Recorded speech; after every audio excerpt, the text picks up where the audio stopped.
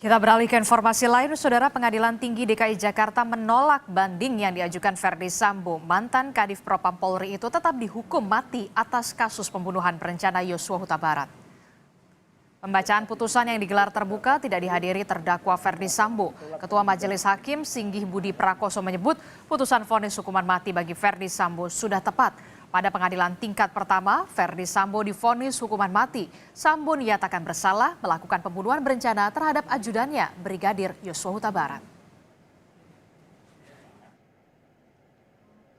Menjatuhkan pidana kepada terdakwa tersebut oleh karena menguatkan putusan Pengadilan Negeri Jakarta Selatan nomor 796/PIB/2022/PN Jakarta Selatan tertanggal 13 Februari 2023 yang dipintakan banding tersebut.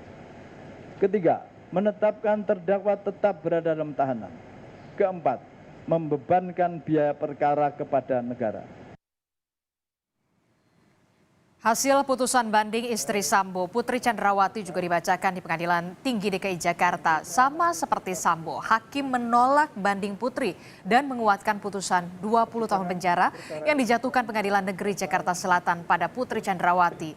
Putri Chandrawati mengajukan banding usai divonis 20 tahun karena turut serta dalam kasus pembunuhan berencana Yosua Huta Barat. Putri Chandrawati menerima permintaan banding penasihat hukum terdakwa dan penuntut umum tersebut. 2. Menguatkan putusan Pengadilan Negeri Jakarta Selatan nomor 791/PIB/2022 PN Jakarta Selatan tanggal 13 Februari 2023 yang dimintakan banding tersebut. 3. Memerintahkan terdakwa tetap berada dalam tahanan. 4.